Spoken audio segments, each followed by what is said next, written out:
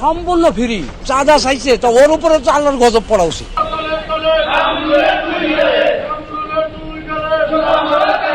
স্যারের চামড়া তুলে নেব আমরা, এইসব স্লোগান দিছে সামনে বসে। দাদা উনি একজন ভালো মানুষ স্যার আমাদের, কিন্তু ওনার নামে এরকম বলাটা ঠিক হয় না।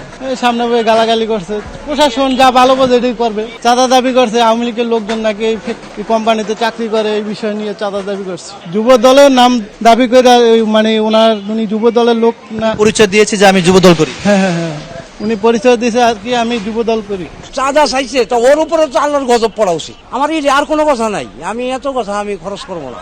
আমরা স্বাধীন বাংলাদেশ চাই, আমরা চাঁদাবাজি মাদাবাজি এগুলো আমরা চাই না।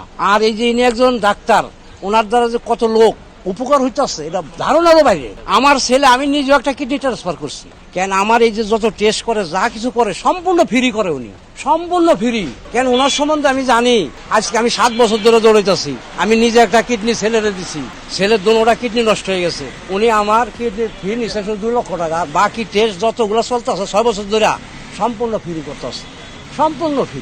চিকিৎসা দেওয়া একজন ডাক্তারের সঙ্গে এমন আচরণ, এটা কতটা গ্রহণযোগ্য বিষয়টা আপনি কিভাবে দেখছেন? এটা অত্যন্ত দুঃখজনক একটা বিষয়। এভাবে হলে হসপিটালের রোগীদের অনেক সমস্যা হয় এবং এখানে যারা আসে তারা ভয়ভীতি পায়। এই ধরনের ঘটনা কি দেশের স্বাস্থ্যসেবার জন্য হুমকি বলে মনে করেন? অবশ্যই দেশের স্বাস্থ্যসেবার জন্য অবশ্যই হুমকি বলে মনে করি। অন্তত স্বাস্থ্যসেবার উপরে এরকম একটা আঘাত না আসে সে বিষয়ে প্রশাসনকে অবশ্যই খেয়াল রাখতে হবে। স্বাস্থ্যমন্ত্রীর প্রতি বিশেষ আবেদন, তিনি তো অবশ্যই খেয়াল রাখতেছেন এবং ভবিষ্যতেও যেন আরো কঠোর হন।